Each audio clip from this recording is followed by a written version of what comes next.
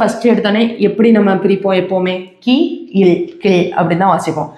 Kill வந்து 2 L இருந்தாலும் நீங்கள் 1 எல் தான் ப்ரொனவுன்ஸ் பண்ணுவீங்க. கில் அப்படின்லாம் கில் அவ்வளோதான், 1 எல் தான் ப்ரொனவுன்ஸ். அப்போ கீயும் இல் அவ்வளோதான். கீழே என்ன வருது?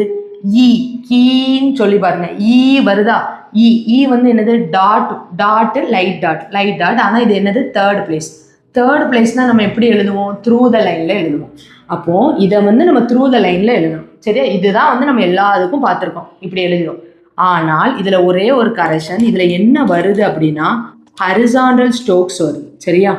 ஹரிசாண்டல் ஸ்ட்ரோக்ஸ்னால் என்னது? நம்மளுக்கு இப்படி இருக்கும்ல, இதான் ஒரே இந்த ஸ்லீப்பிங் லைனில் இருக்கும். இந்த மாதிரி இருக்கதான் ஹரிசாண்டல் ஸ்ட்ரோக். ஹரிசாண்டல் ஸ்ட்ரோக்ஸ் வர்றதுனால இதில் வந்து எப்பவும் போல் நம்ம போட்டுருக்கலாம். இது த்ரூ த லைனில் இப்படி போட்டுக்கலாம். இப்படி போட்டால் தப்பு. ஆனால் இது ஹரிசாண்டல் ஸ்ட்ரோக்குனால அடுத்த வர ஸ்ட்ரோக்கு தான். இதில் என்ன பிளேஸ் கண்டுபிடிச்சி வச்சிட்டோம்? தேர்ட் பிளேஸ்ன்னு.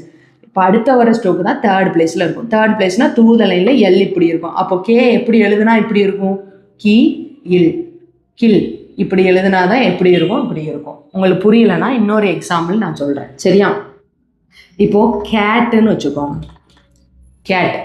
கேல ஃபஸ்ட்டு எப்படி பிரிப்போம்? கேட்டு இட் கேட். கேல வந்து லைட் டாட்டு நம்ம எல்லாம் முடிவு பண்ணி வச்சாச்சு. ஃபஸ்ட்டு பிளேஸ் எப்படி எழுதுவோம்? அபோத லைனில் எழுதிடுவோம். அப்போது அபோத லைனு முடிவு ஆகிட்டு.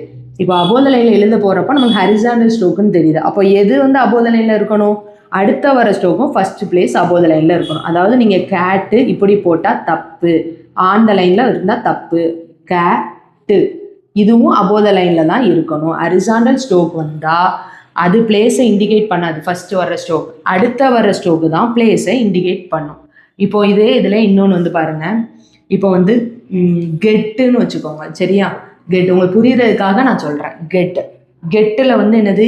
ஏ வருது. ஏன்னா என்னது? On the line second place on the line. அப்போது இது ஹரிசாண்டல் ஸ்ட்ரோக்குனால எது தான் அந்த லைனில் வரணும்? டி தான் அந்த லைனில் வரணும். கெட். சரியா? இப்போ அடுத்து பாருங்க, குட்டுன்னு இருக்குன்னு வச்சுக்கோங்க. ஊ வருது. ஊ வந்து டார்க் டேஷ். தேர்ட் பிளேஸ்னா